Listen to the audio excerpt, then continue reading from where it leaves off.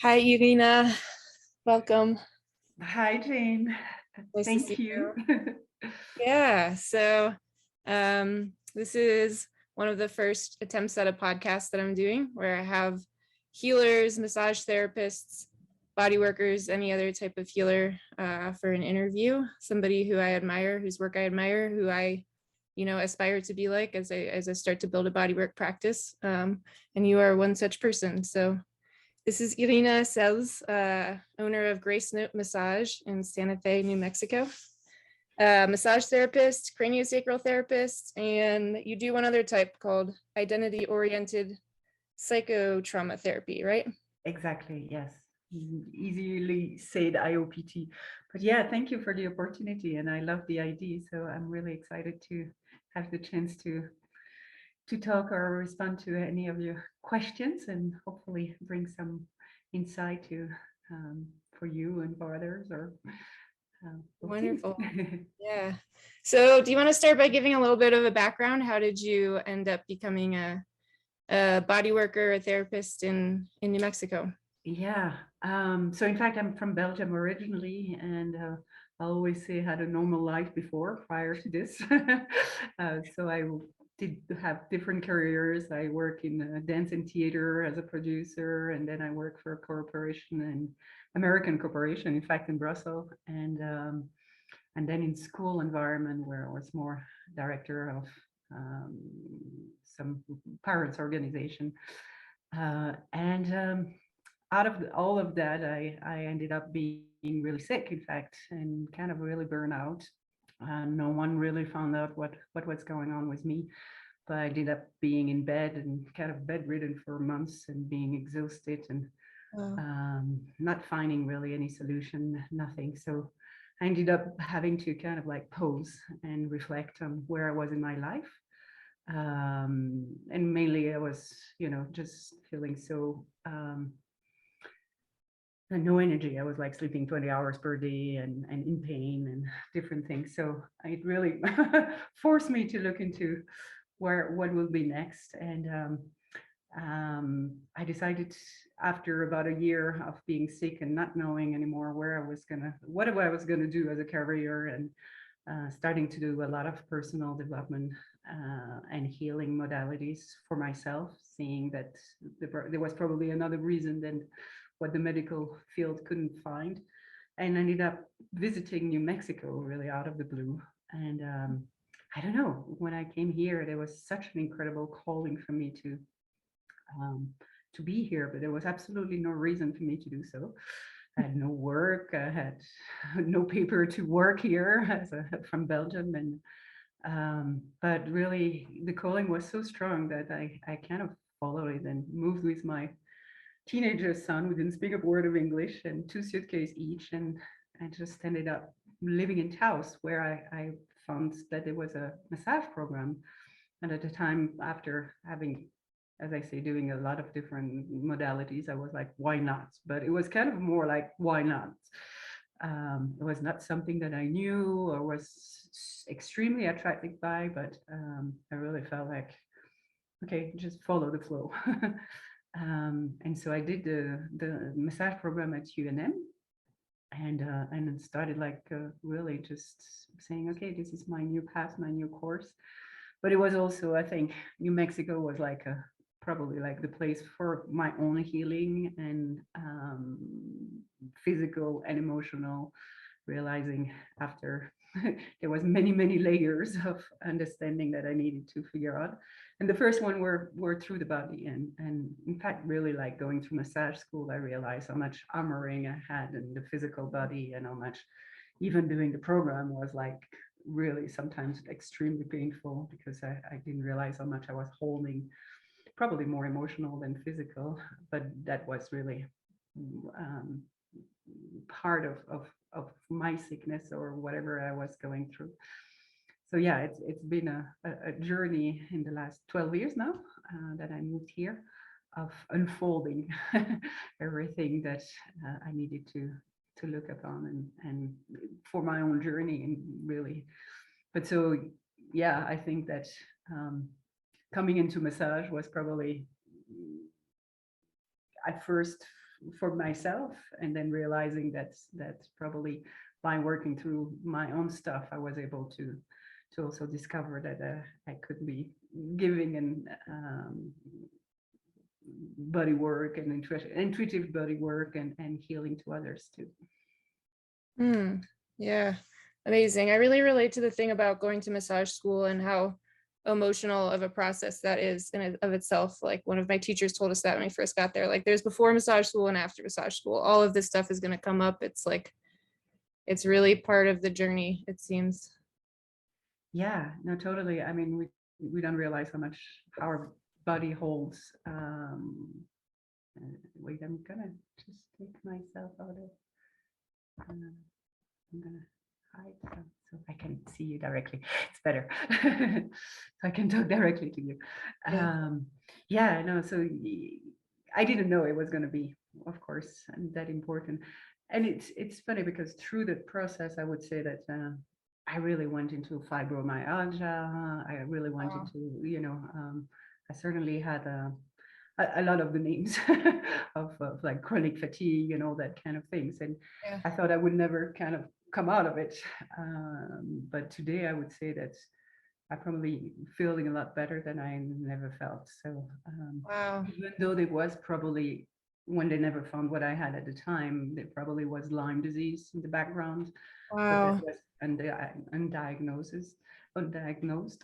Um, but yeah, it feels that's really true. The different healing modalities that I have discovered in the past 10 years, that I can say today that I'm so much better. Yeah, amazing.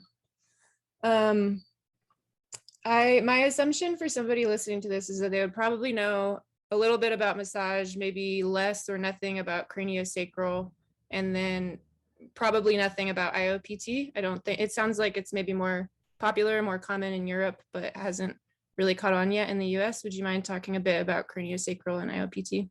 Yeah. And craniosacral, you can go into how would you say, more the technical aspect of it all. But I feel that personally, especially myself, I'm more like what we call a biodynamic craniosacral compared to other schools of craniosacrals who are a little more osteopathic oriented. And this morning I was just kind of really reading something from a book, and I just wanted to read that, if that's okay. And Of I, I course. think I think that's a little more where I'm going with what I call craniosacral. And it's in fact, it's not from a craniosacral doctor, but from D.H. Lawrence. And he say, my belief is in the blood and flesh as being wiser than the intellect. The body and conscious is where life bubbles up in us. It is how we know that we are alive to the depths of our soul, and in touch somewhere with the vivid reaches of the cosmos. And So I kind of beautiful.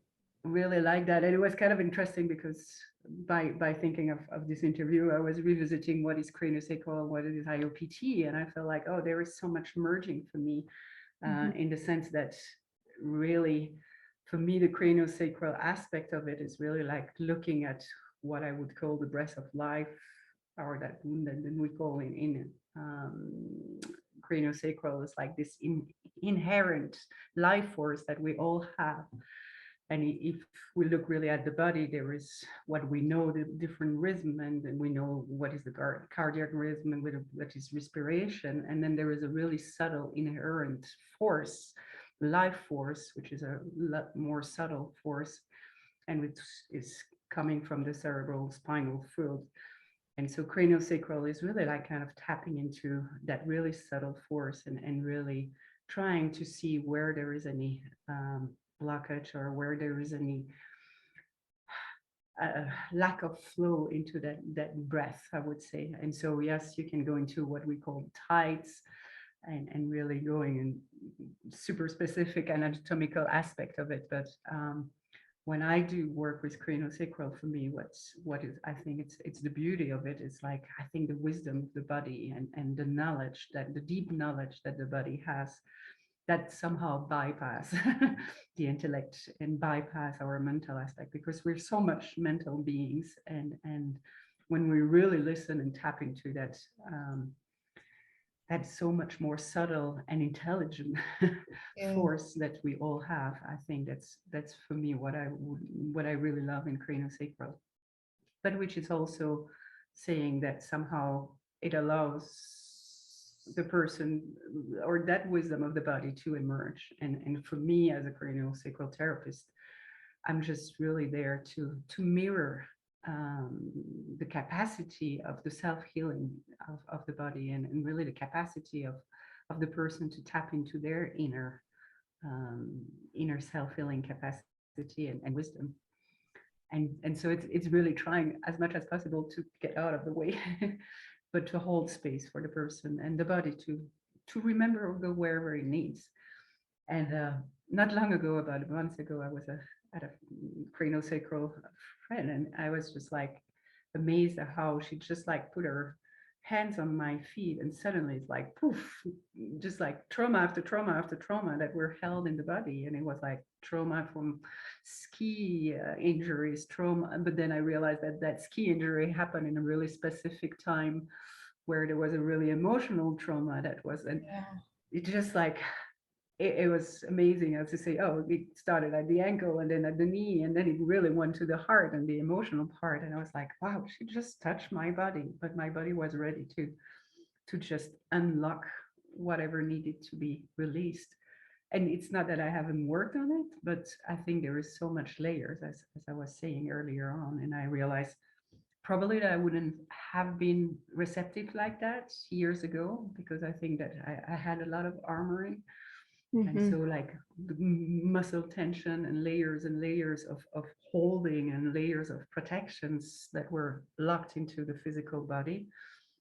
But now I definitely am so sensitive that I don't need much, just in fact a loving hand, and like someone that can just like be there for me to say, okay, I'm here to listen. What is your body ready to let me know? And I think the IOPT somehow for me is kind of that same thing, because the IOPT, so the idea is like really going into resonance with what we call an intention method. So we will be using like an intention. It can be as simple as I want love, or I want peace, or I want to make money, or whatever. And really like starting to work what we call resonance. And the resonance would be really like going into the felt sense and seeing whatever emerges when we just like tap into one of those words. And it may seem so strange that just like by taking one word, we can really let ourselves go into something which is more unconscious. Um, and by working with what emerge, I mean, there can be memories, there can be images, there can be emotions.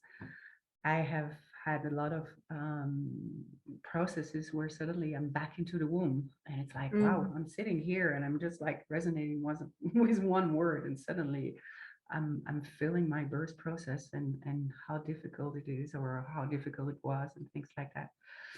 Wow. Um, so the idea of IOPT is really like having the parts of the unconscious part that are ready to be awakened to come forth and see if there can be a reconciliation with those parts.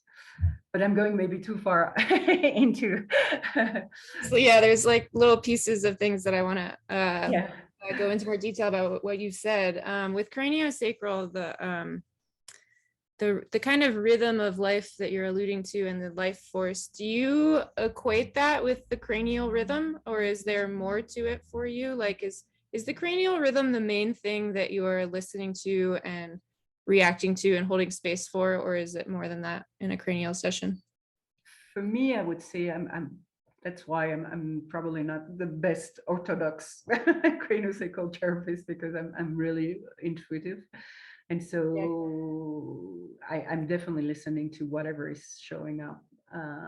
Yeah. And so when I'm holding someone, and at first, even sometimes in the massage, when I was doing massage, I was just like, just holding the head of the person. And suddenly I can see where the tensions are, where the pains are, what is held, if there is emotion coming and things like that. And so I'm more, for me, listening to a global aspect of what is there for me to Yeah. work with.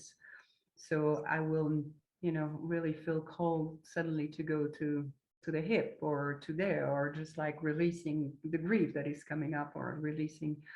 Um, so I'm really more listening to a general, um, yeah, So their body is telling you one way or another, not necessarily through the cranial rhythm, but you know, yeah. And I've done one cranial training so far, and they talked about listening to the symphony of the body, like maybe I like there's that. the violin, which is the heart rate, or the strings, or the trumpet section or something, that's the cranial rhythm. But so like being able to hear all of it and go into one piece and then zoom back out to the whole. And Yeah, no, I love that. It's really beautiful to say that like that.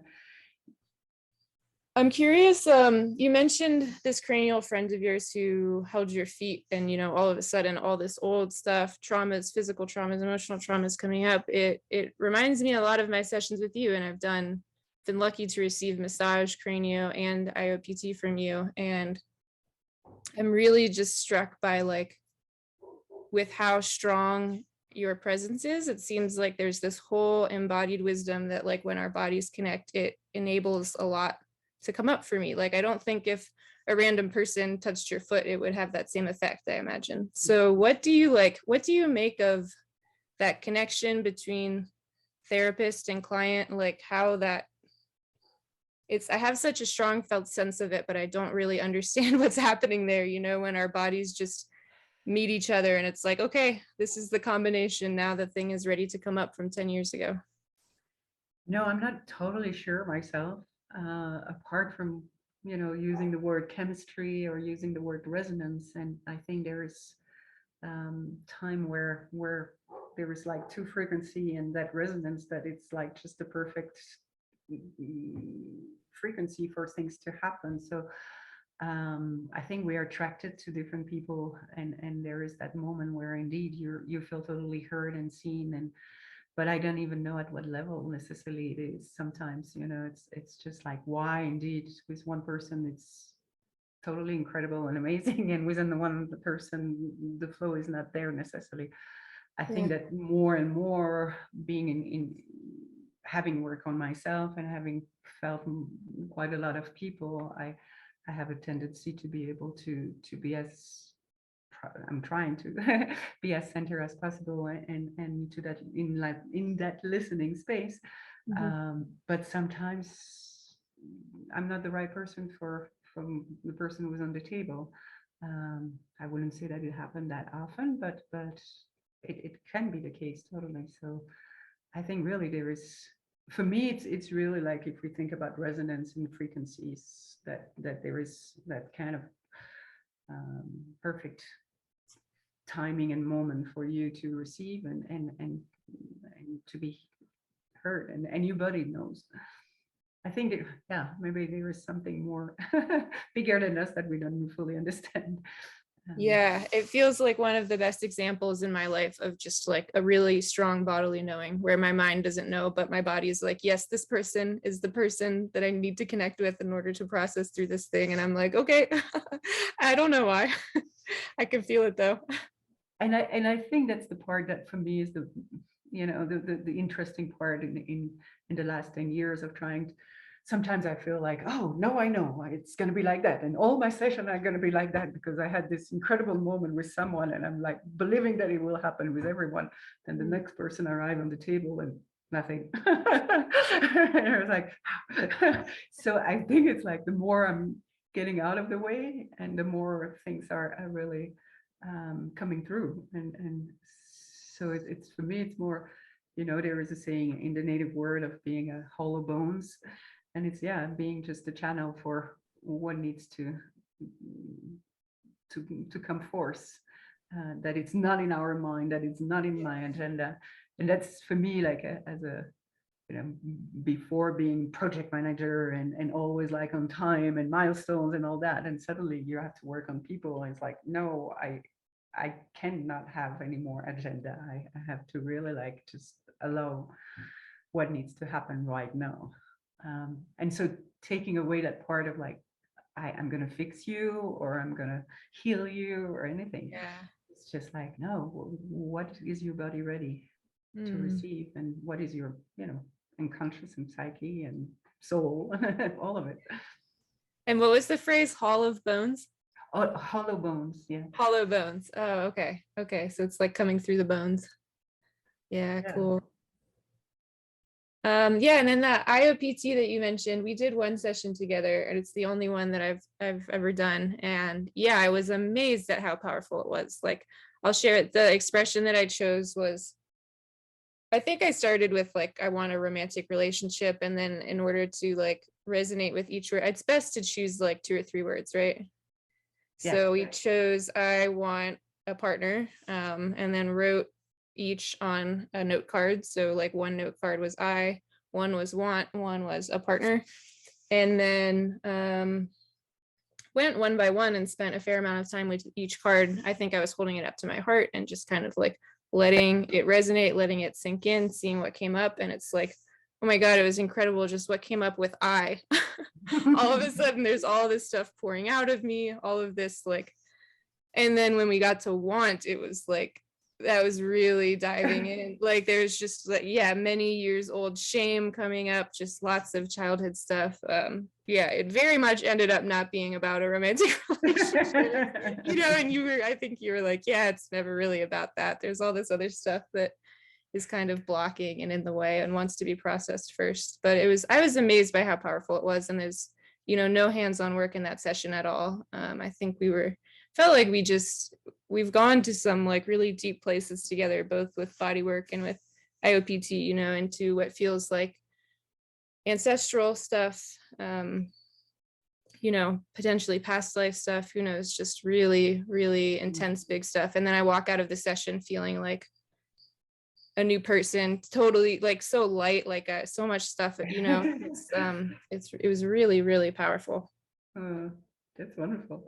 I love it. Yeah, and I totally trust in the process too, having done my own work too. And so that's the part which is important. It's like, for me, it's not being a therapist. It's just being a facilitator for me. I mean, I know the theory behind, but it doesn't need to be shared or necessarily expressed to have the potential of having really powerful session. And just knowing that we all just on a journey because we all have our own things that keeps on showing up, and it's just like keep on going down deeper and deeper to just know oneself better, so that we can be fully present. Yeah, absolutely.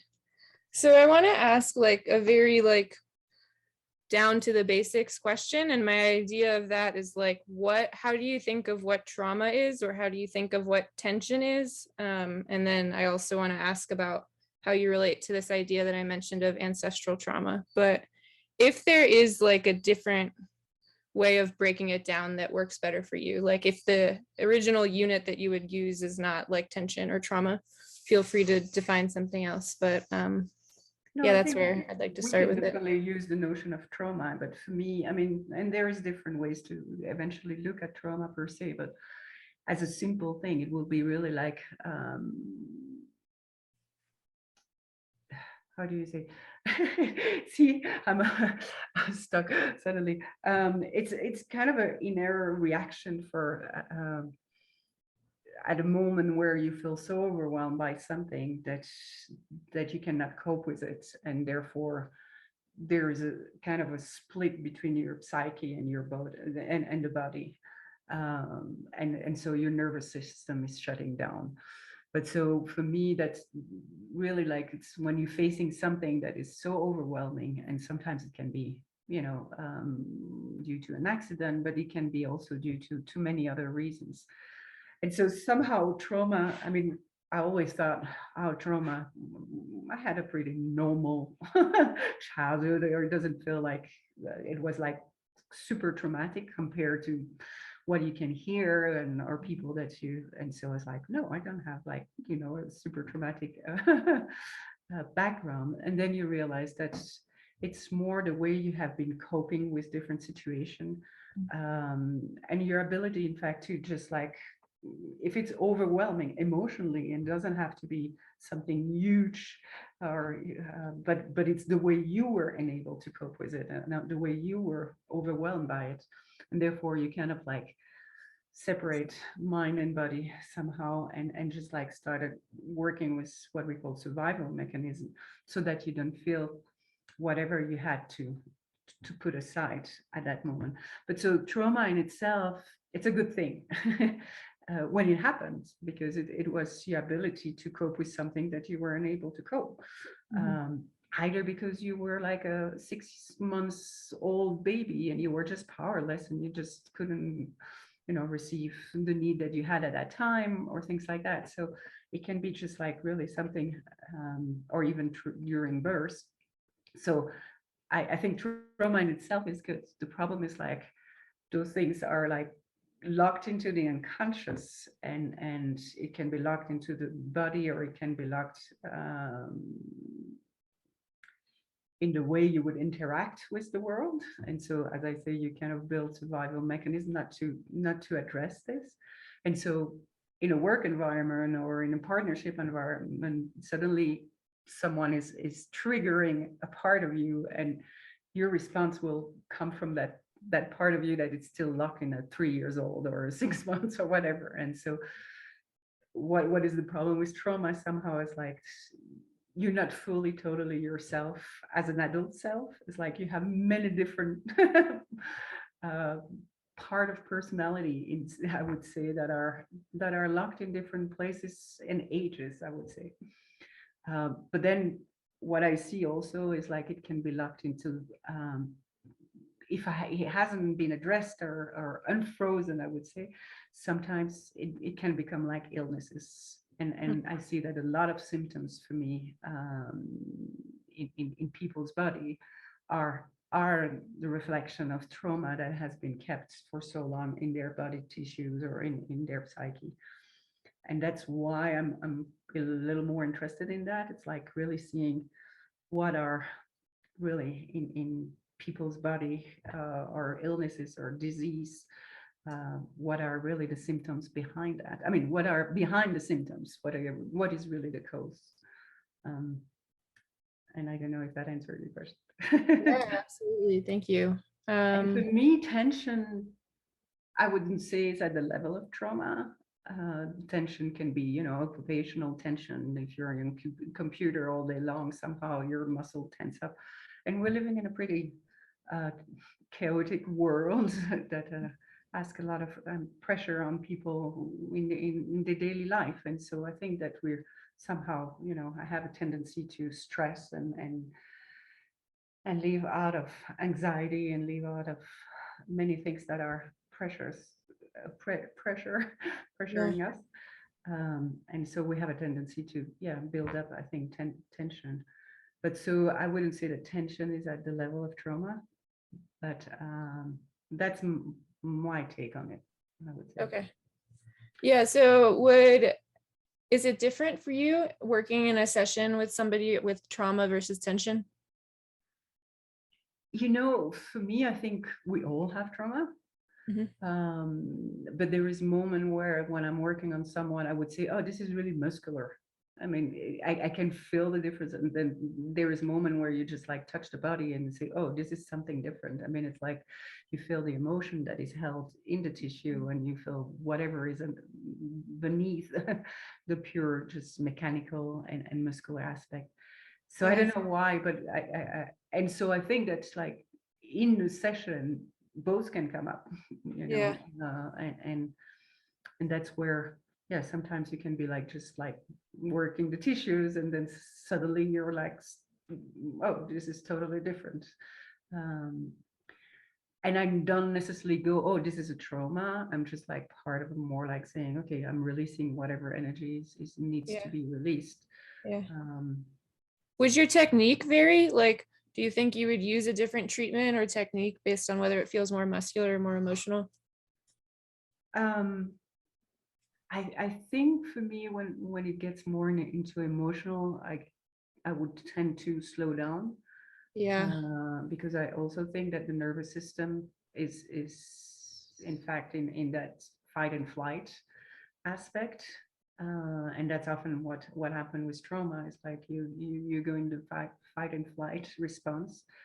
And so for me, it's not really at that time that, okay, it's like, how can we go into a more parasympathetic system and allowing the nervous system to slow down and be seen and release whatever is held. Yeah, that resonates for me. I think that when I tend to like, if I'm massaging somebody and something feels like an emotional wound, it tends to be a lot more compressions and like maybe like little frictions instead of like lots and lots of movement and speed. Unless you feel it's really needed too, which is Yeah, kind of yeah. interesting. Sometimes it feels like, oh, you want to kind of like. Yeah, that's true. Sometimes you do need to like really move things around. Like stuff is so stuck that it needs more. Yeah, yeah, that's a good point. And so the ancestral trauma that I mentioned, how do you relate to that idea, and what is that like for you? And it feels like you've tapped into it with the client. Yeah, for me, ancestral trauma, first of all, I did a lot of what was called family constellation. I don't know if you're familiar with the work. A little bit.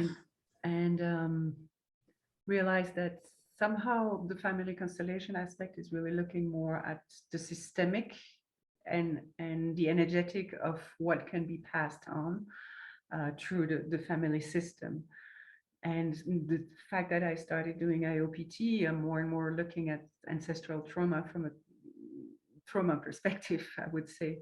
And so what I see more is like, oh, let's say that, I mean, there is two aspects in ancestral trauma. There's the collective aspect, and you can look at, Holocaust survivor and all the, what do you say, the research that they did on that, and realize, how even what we call epigenetic, so that the gene and the DNA has been changed like the second or third generation, and they could see how much, there were more problem of PTSD, self-esteem issues. There were even more obesity or anxiety in like 2 or 3 generations.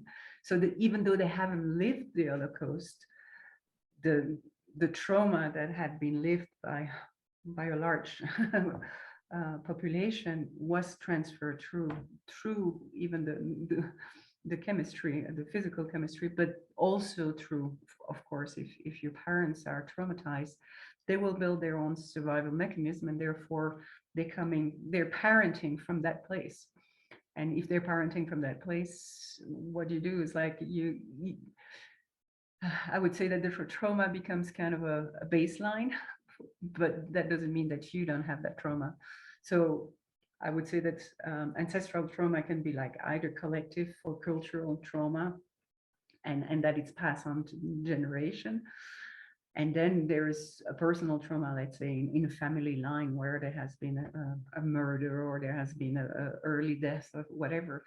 But of course, the whole system at that time will have lived that, and will have also built their own survival mechanism.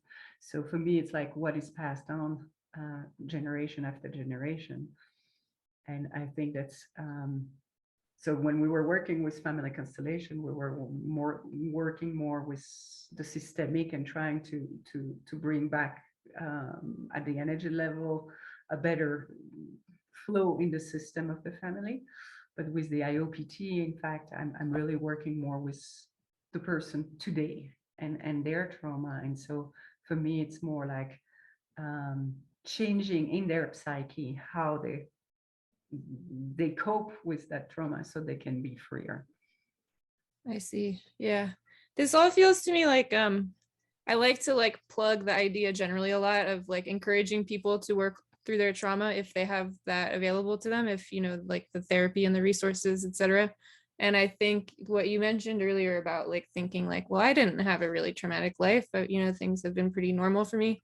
And I said the same thing for a long time. And I think it's just really important to talk about how much collective and ancestral trauma there is, and even having a lot of privilege doesn't preclude you from having trauma. And like there are a lot of things about our modern society that can be just really traumatic for our bodies, which are not, weren't necessarily designed for modern life, whether it's school or just how much is expected in terms of like work output, or dynamics in a family that seem normal but are actually hard on your body and create trauma. So yeah, I appreciate the conversation just as an opportunity to encourage anyone Mhm. listening who might think like, well, I had it good, I don't think it actually does anybody any favors to, um,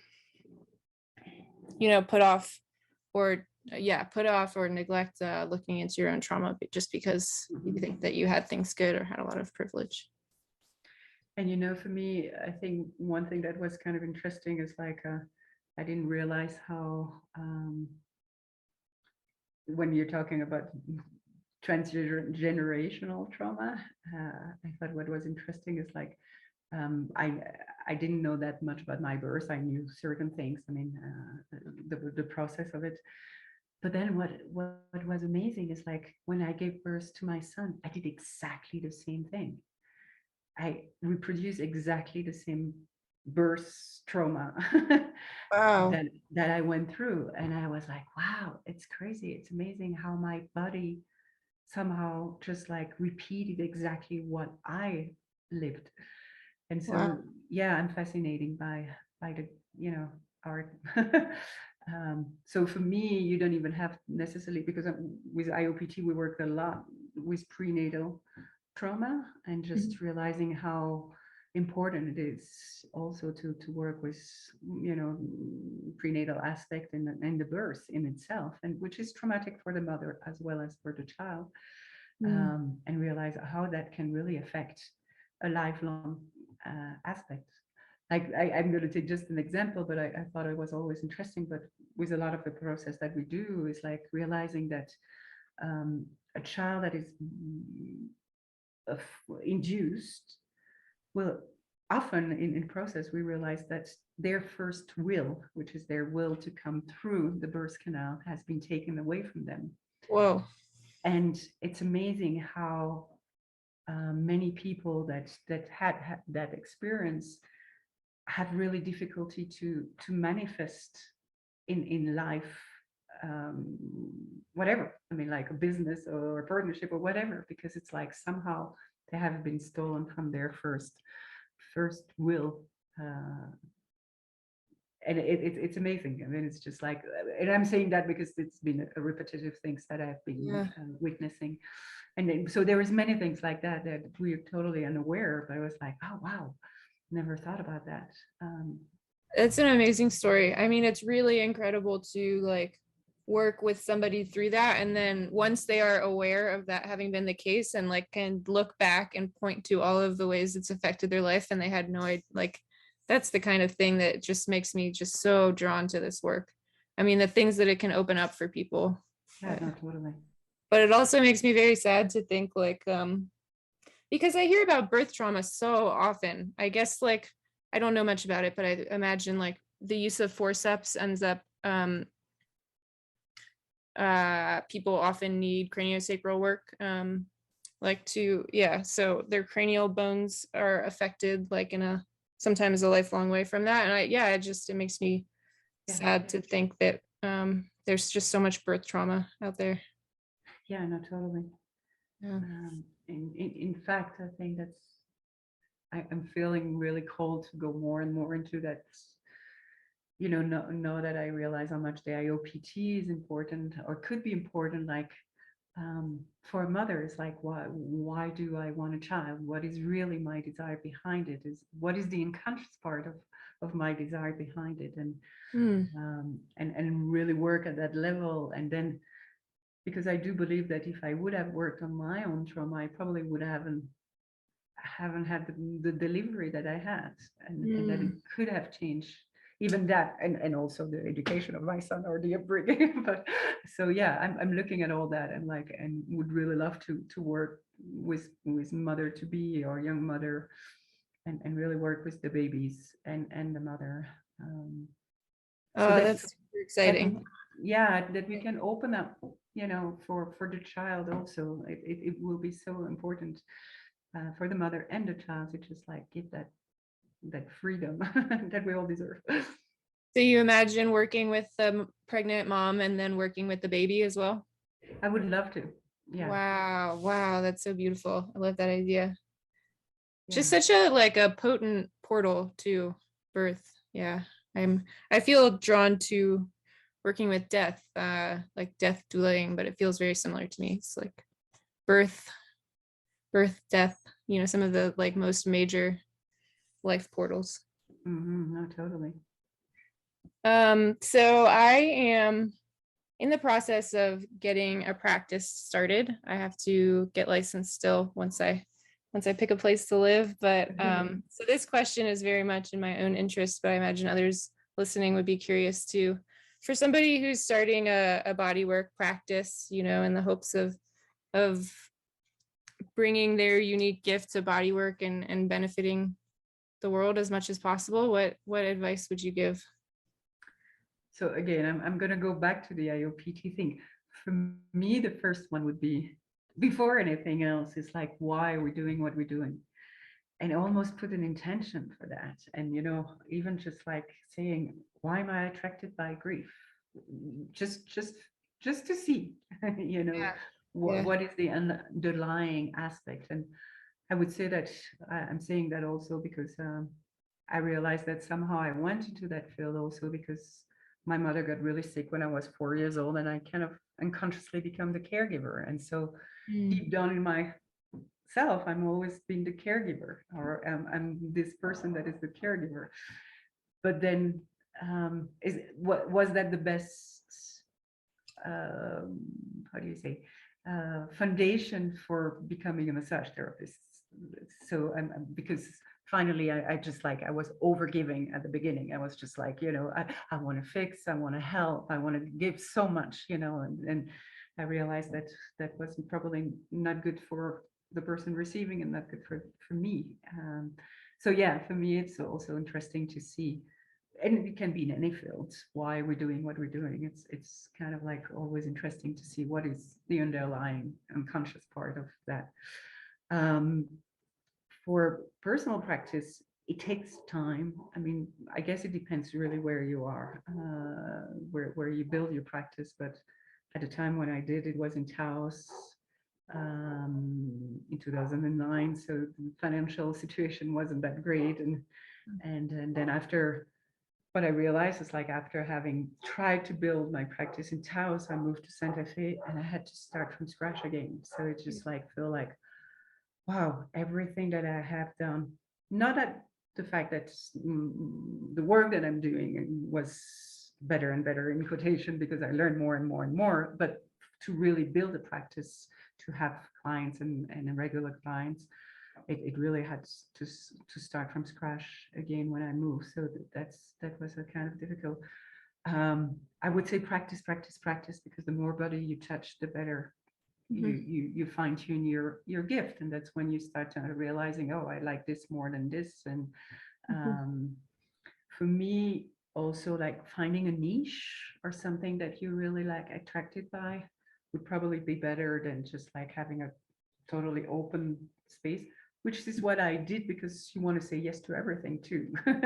Especially once you're looking for new clients, you're not going to say no, I'm not going to go there or there. But I think that if you do have a niche, then maybe you can really focus on your marketing towards that and really networking towards a niche that would work for you. So maybe it would be easier than just like saying relaxing massage or something like Right. that.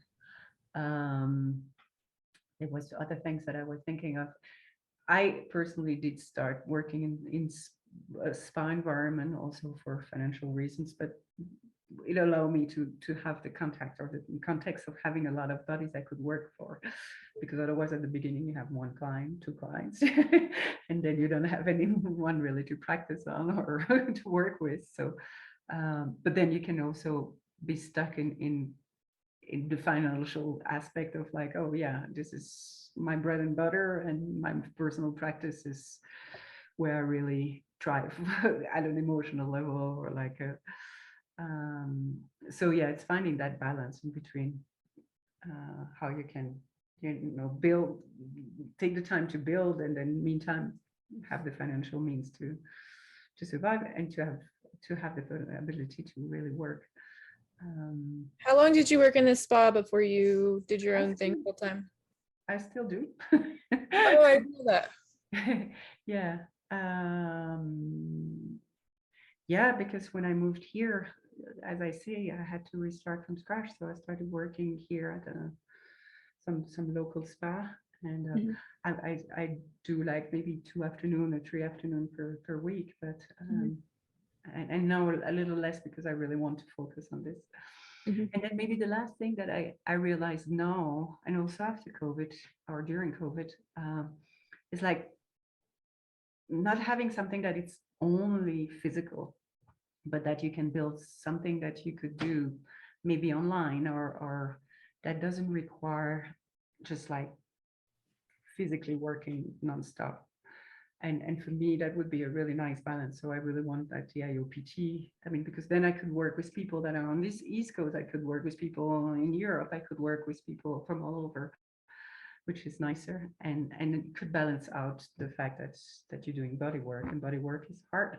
So you Mhm. cannot, you know, a lot of people who start, they're doing a lot of body work, and then they can burn out. So finding the right balance. Um, but I Yeah. think finding something that you really like, that it's could be merged with the body work, but it's also healing, or whatever that interests you. Yeah, you also seem to bring a lot of nice touches that like you have a lot involved in your like hot stones, aromatherapy, just a lot of variety to the practice in general. Yeah, I think that's because I kind of like it. I mean, so yeah, doing that's what you cannot necessarily do in a spa. It's like really bringing whatever Yeah. you like and have the freedom to do that. And I think that's the beauty in your own practice. It's not a deep tissue or Swedish or a Yeah. stone or like it's in a menu. You can create whatever you want and whatever feels the most comfortable for you. In fact, when I was working with my husband, and so our niche was couples massage, and so we had a lot of requests for that, and then he got sick, and then COVID hit, and so we lost all that part. So now it feels like this is a new breath and a new time almost. Not that I have to restart, but it's again uh, Yeah. a new beginning. I also really love the physical space that you have in your home for massage.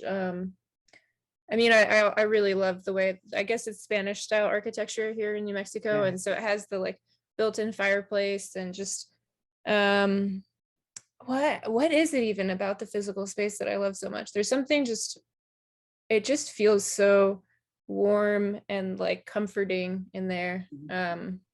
Yeah, I'm struggling to even name specifics, but it just feels like there's been a lot of intentionality sort of in the way that you've set up the space. So it really feels like a healing space. Mm.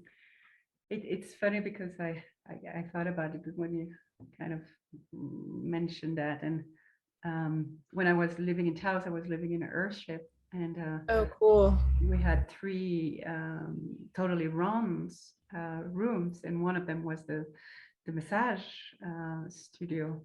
And it was special because there was a fire at the stove, and then we were under the earth, and it was round, and it was like really being in the Mother Earth womb, and just working there felt like so nice and so special.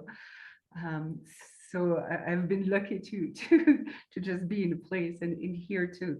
Tim built my husband built the room. It was a bedroom at first, but Wow. it's true that it's like there was this love of building, and there is this energy in the way you build. And I know now that even though I work in really beautiful spa with beautiful rooms, they're more impersonal, Yeah. even though if they're beautiful. And so yeah, it's kind of a gift to be able to work in spaces that are not just like four walls and a window.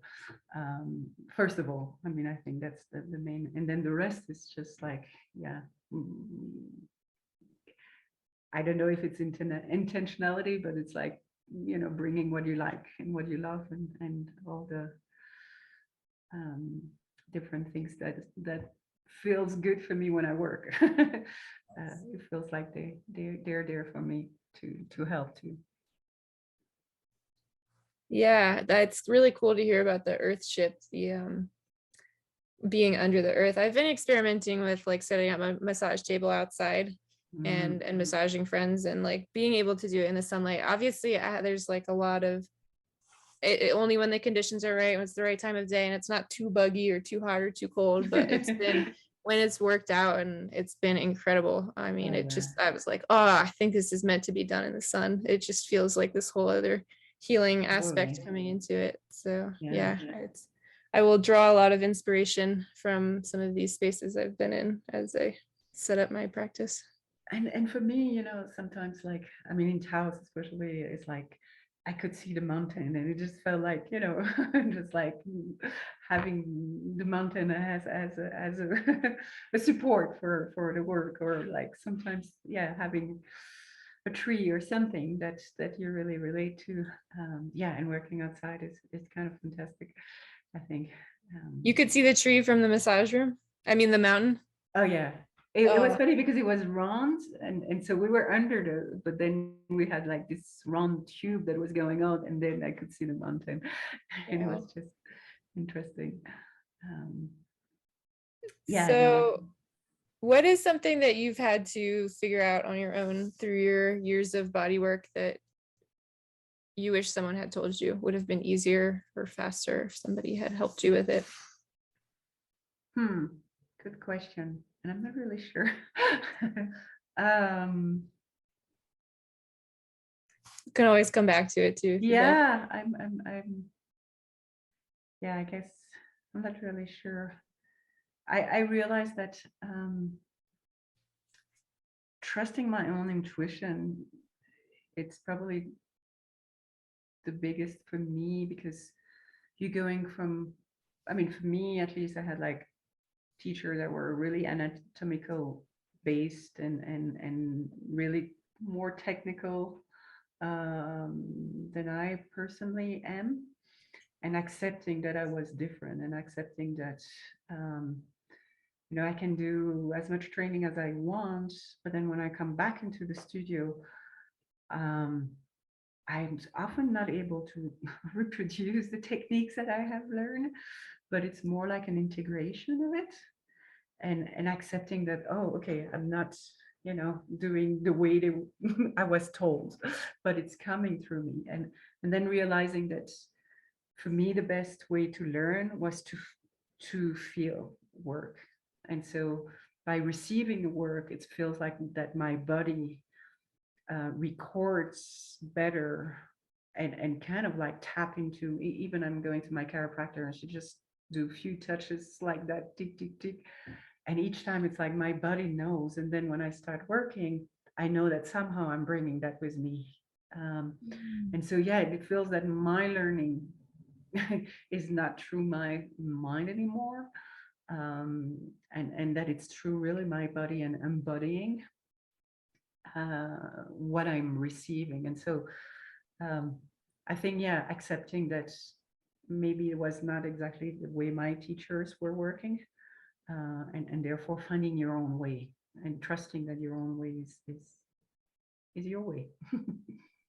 Yeah, I'm really curious about this because I am I've been studying it for about a year and I'm still trying to figure out how I learn best, because a lot of the book learning and really anatomically focused stuff, it's hard for me to tell if it's just like blocks around that type of like learning that I did a lot in school, or if it really is too like cerebral, and then it's hard for me to translate it in an embodied kind of way. So I'm curious, like, what has it been like for you to develop that really intuitive embodied understanding that you have? Is it like, so you mentioned that receiving work is one way that it then you sort of just, I guess, how to incorporate those techniques in, but like, are there other things that, do you just do a lot of experimentation? Do you practice on people a lot? And like, is there some kind of relationship that you build with individual muscles that's not about like learning the name and looking at an anatomy chart, but it's like there's some kind of like embodied connection that you're developing? Or is it just, yeah, Something, I don't think it's a good thing to say, but I think that, I mean, meaning like it's probably not the best teacher aspect way, but I realize that I'm really kinesthetic. And so when I'm working on someone, I'm feeling in my body, and that's my way to work. mm, Um, and that's why I'd say it's probably not the best way, because some teacher would say, it shouldn't come through you. especially because you can work on people that have a lot of things, and you're probably not the best vessel. But in the meantime, I've been able to really now be able to tuning enough to know what is mine, what is theirs, and really not taking on whatever also. So it's like I feel like I'm really this vessel, and that I can like tuning so strongly that I will really just navigate and feel and really like. But so my way to do it is often through my own perception. Mm-hmm. And so it does feel like you're able to do that, allow it to come through you, and you're still able to have what feels like clean boundaries between, I feel it come through, but it's not mine, and let it go. Yeah, and I really have to look on that, and sometimes also when I'm like in pain for a certain amount of time, suddenly I say, oh, a shower or whatever didn't feel enough to really clear whatever. And so yeah, then I need to eventually work a little more to really release what it's not mine. But when I'm working, I'm really trying each time to say, okay, is this mine? This not mine, and really be really careful not to.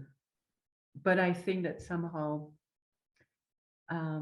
by having been so sick myself and having had fibromyalgia or having so much pain in different places in the body, I often can know what the person is feeling because I have felt that pain. And so maybe it was not the best way to learn because I feel like I sometimes it was really painful to go through that whole process.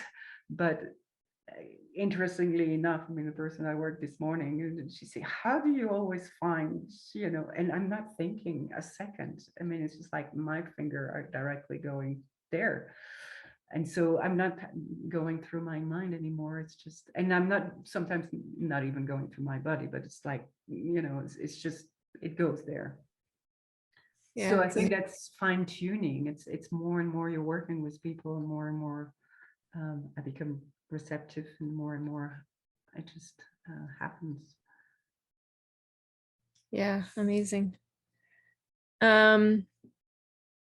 This question feels a little funny, but I like it. What's something that like, is there something that you wish that I or like other clients or just others in general knew about you? I'm really shy. It's like, um, Yeah, I mean, I know that you are, and I really appreciate you doing this interview. Like, I am very like involved on Twitter, and there's a really nice community of people there that are interested in not just body work, but like therapy in general. And so it's people like you. I'm like, oh, I want to like bring their knowledge out in a more, widespread way. I know that you are shy, but I really appreciate you. Thank you. Thank you. No, I think that it's just I don't know, being on the path of discovering oneself. So it doesn't feel like there is one thing. It's just like even myself, I feel like every day I'm like, who is this? And each time I believe I know there's something else that is coming my way. And so I have to say that in the past 10 years, I had a lot of experience that I didn't know what to do with, and not to how to integrate, and not knowing how to work with it. And even the last months it felt like that. And so um, I somehow I love that.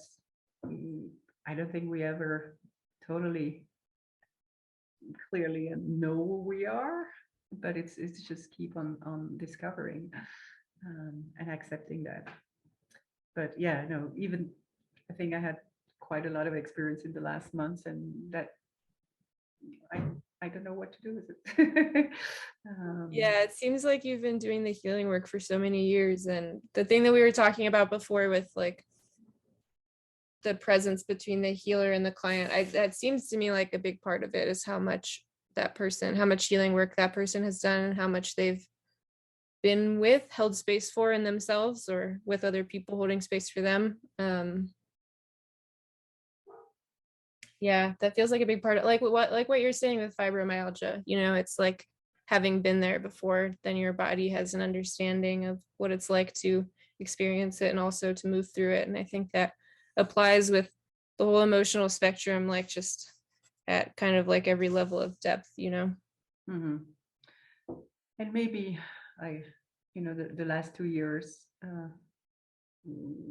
being in relationship with my husband, we went through a really difficult healing crisis. I mean, just being witness of that, and realizing that for me, what was the hardest, and that's maybe when I come from the caregiver aspect, it was like, even though I was a healer, or even though I was a massage therapist, or even though I do IOPT and all that, he was going through his own healing journey and I couldn't do nothing. And so, yeah, the fact that you cannot force anything and that everyone has their own healing journey, and therefore you can only hold space for someone, but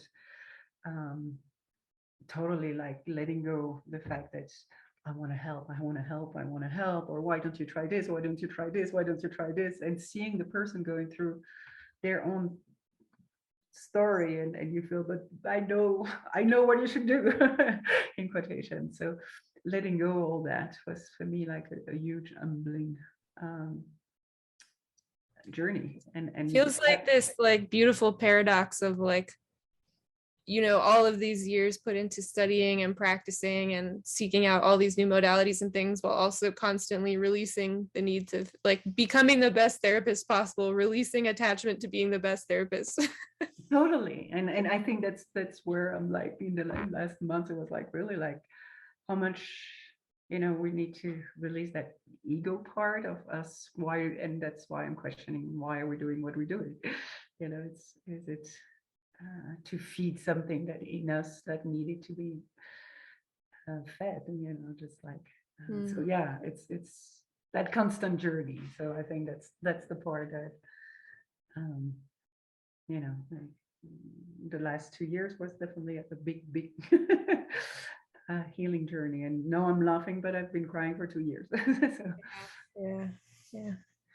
Um, when you started massage and body work, did you feel like you were an intuitive therapist right away, or is that something that's come over the years just with so much experience? Could you like, I'm thinking about how in our sessions, and like you've mentioned, like you really drop in. It feels like you're in so deep and you are like just trusting, going where the body leads you, like not in your head at all, and just like flowing with it. And I'm wondering if it has kind of always been like that for you, or if that's a product of experience. I think I would say maybe more product of experience, in the sense that at first you want so much to do well. uh, you're still trying to learn the muscles, you're still trying to learn strokes, you're still trying to learn so much, and so that's the part where I think it's difficult at the beginning for me to, or it was for me to, even though I believe it was there, but not as conscious, I would say. And for me, it was interesting. My husband was a massage therapist, gave me the first massage he gave me. He was not in school, and I had this incredible, amazing experience. And we were just friends. We didn't really know each other well, and I had incredible. And then he went to massage school for 6 months and gave me a massage after 6 months. And I said, oh, he lost it.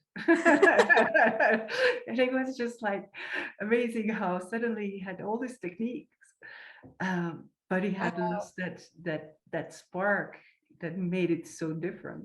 And I think he found it again after, but it took a long time to. And so for me, yeah, that's the part which is hard. It's like you have to learn something and skills, and then you have to learn to de-learn.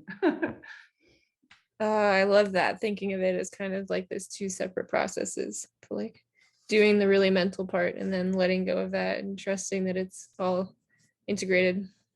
Yeah. So I think. So over the years that you've been practicing, have you noticed any like interesting patterns or shifts, either like in the education and the modalities themselves, or like in the clients that come to see you and some of the problems that they have and tension patterns? And How I would say that yeah, by working and changing, my clientele changed too, apart from certain people that I have for 10 years. But yeah, my work is changing, and so the people that are coming or attracted, even though I don't know them, will be different. So that's for me interesting. Like even in the past 6 months, it's a totally different type of people that come, and what they're looking for is different too. So and I don't think I have changed anything in my website to change that, but suddenly it's like, yeah, again, probably like resonance and frequency, that attracts different people. So I think that's always fascinating, interesting. Of What's course, been different in the last 6 months? yeah, I think the type of maybe more like what you're looking, or the type of work. I feel that maybe, and also maybe because we were working with a lot of couples before, and so now I'm working more one-on-one. But I think that people, or at least the people that I'm seeing right now, are less looking for just relaxation massage or a pain there and there, but more like something that is more intuitive, that touch more multidimensional aspects of them. Mm. Um, and I think that's also because maybe I'm bringing that too. So maybe that's different. Maybe I have a different perspective. Also with the ancestral work that I did with the family constellation, the trauma work, and that. So I'm kind of bringing something different, and Yeah. the people that are coming are looking for something more in line with that. So that's fascinating. And for me, along the years, and that's probably kind of explaining what I'm saying, is like there were moments where I had plateau, where I felt like, oh, I don't know anything anymore, or it's just like I'm just doing a massage, I'm just moving, and it's just not. And then after a certain moment where I felt like I knew nothing, then suddenly it felt like suddenly something else was showing up, and getting deeper, or different. So yeah, it felt like different, and it's not because I was doing a training or anything. It was just like moments of plateau where I felt like, and then I was not resonating with it anymore, where I felt like, oh, I'm a little bored, I'm not doing, I'm just moving and it's not right. And then suddenly something happened, and I was getting another awareness, I would say. So all these different stages of your practice. How Mhm. many years have you been doing it? How long ago did you go to school in Taos? I got my license in 2011, so exactly 11 years. Nice. Wow. Yeah, never thought it would go so fast. That's good to hear. I'm always just very encouraged by people, massage therapists who are able to work that long. Sounds like you've taken good care of your body to be able to do that. Yeah, and I think, the body are just incredible. It's just like when I started that, I felt like I'm a newborn, it's just like there's so much to learn. It's like, and that's the thing, it's like you can go in so many directions, and you can like keep on learning. um it's infinite. It's just the mystery of the body are just infinite. um Yeah, I so feel a little bit of paralysis sometimes. It's just like it feels like I chose the most complicated thing possible to study, which is the human body. And then also it's I think I heard somebody call this like shiny object syndrome or something, which is like I kind of want to just keep signing up for trainings, and then I forget to actually like go home and like really practice them and study them and learn them. And it's like, but I could just do this other really cool training. Totally. And I think that's probably what was one of my frustrations. Like I was doing all those training, and then I come back home and I was like, I'm not really practicing anything of it. I'm not really doing anything with it. It's like, so why, But I think, yeah, that's why I'm saying for me, my receiving probably is the best way, then, and keep on doing training after training after training.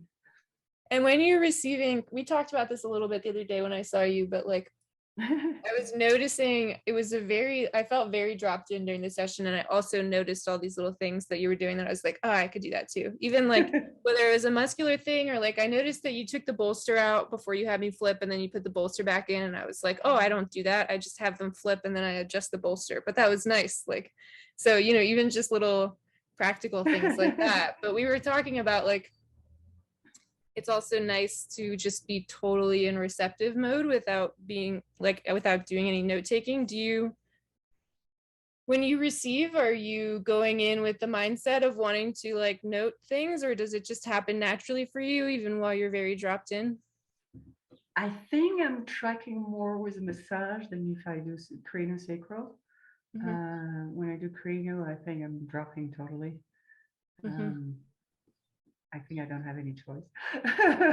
My body is like, but when I receive massage, I'm more tracking. And in fact, I do have to admit that I receive more,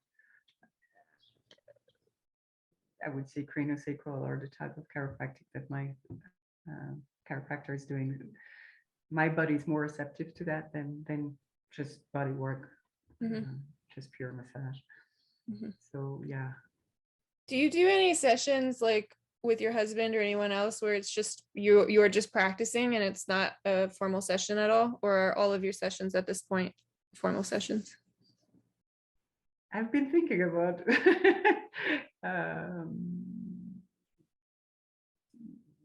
doing eventually informal session where we could work with, I would need to figure out if there is someone that would love to receive and then like having more.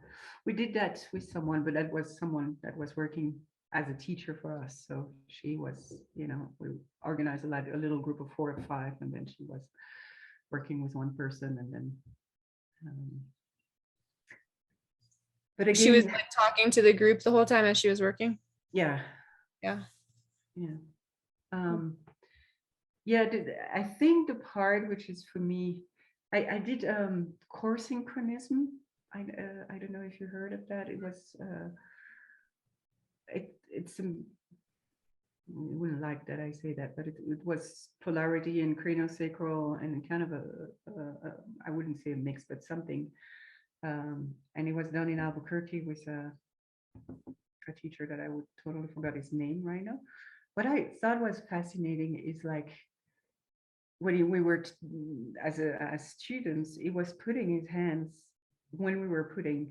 he was putting his hands under us, and then he was like, okay, do you feel that, or do you feel that? And that was really interesting for me to have someone really like showing me. They say, okay, go there or go there, or do you? Because often in a training, person is saying, do you feel that? Do you feel that? And you don't know what you're supposed to feel. I mean, or you say, yes, I feel that, because you don't want to look stupid. But we all have so different perception. And so even like the cranial wave, it's like when people say, oh yeah, I feel the weight, or I feel the big tire. It's like, really? What are we all feeling? I'm not sure. Yeah. So it was really interesting to have someone that was really like holding your hands while you were holding the person, and just like going with you. But I never did that. Was he doing that on your body, or you and him had your hands on a third person's body together? Yeah. Yeah. Is it ATN in Albuquerque? No. I think it's Robert Stevens. But I mean, he's not teaching anymore. He's like, okay. I think it's just about all of the questions that I had for you. Is there anything else based on what we've talked about, or just any other facet of bodywork that you'd like to talk about before we wrap up? I think it's just fascinating. It's a wonderful field to jump in, and I wish personally that I would have started a lot earlier, because I started when I was like 41, 42. And I feel like, oh, if I could have started that when I was, in my 20s, or it feels like there's so much to explore and so much in the, and I'm really realizing how much it's only now that I realize how much I like the body part of the craniosacral and massage, the energy work, and then the IOPT, and that they kind of working well together, and that's kind of new. So it Mhm. took quite some time to find, oh, this is really, I even feel like, okay, I want to concentrate even more into that. So you're thinking about kind of combining IOPT somehow with the body work? No, but I feel they're really merging. And to tell you the truth, next week I'm really there is a group of people coming for a few days and during a retreat, and I'm really going to offer to do both, to work what I call like the unconscious in the psyche, and then going on the table and release it at the body level and the energetic level. Oh wow! So right back to back. I Yeah. love the idea. Yeah. And then because they work with their intention, and whatever, it's not coming up as emotionally, and that's still stored in the body, can be really fully released. So Yeah, I did a Zoom session recently with somebody where it's kind of like therapy or mentoring, and we do like shamanic journeying together, and we do it over Mhm. Zoom. And I did that, and then it just happened this way that I had it scheduled. I went to an acupuncture session right after, and it felt perfect. It was like everything that I hadn't been able to fully release just with the Mhm. journeying session, then like the acupuncture could just help it come out. Wow. Yeah, no, that's good validation. Yeah. Yeah. So yeah, no, just dive in wherever Yeah. you decide to. Yeah, I'm Um, really excited too. And I'm so grateful to have met you. You're such a role model for me. I haven't come across that many massage therapists who are really doing like this type of body work that I feel like I want to be doing and that I'm working towards, and you are really a role model for me in the way that the way that your sessions go and these modalities that you're interested in and how you combine them all and just your like really, really deep wisdom and skill set. And I totally believe you're going to totally embrace all of that too, because I know how, just working with you, how your depth of embodiment of who you are, and you'll be doing amazing. Yeah. Just protect yourself a little, because I know Yeah. you. I'm working on that now. Yeah, the thing we were talking about with boundaries is interesting. I have been noticing recently, sometimes it seems like when I work on somebody and a specific emotional thing comes up for them, it triggers something for me in a very similar place in my body, but it does feel like mine. But then it's like, now I have to go spend the rest of the day working with this. I have also had experiences where it feels like that just isn't mine and now it's stuck in me, or Yeah, no, totally. yeah, and then all of the body mechanics I'm still working out. I have had some little injuries here and there, but Yeah, there is so much that we need to, and that's to navigate. You'll discover for yourself, I'm sure, what is the best. And it's wonderful that somehow they're mirroring something that you can work on too. yeah, it's like therapy for me too. Thank you so much, Irina. It's really Thank nice to you talk so to you. much too, really.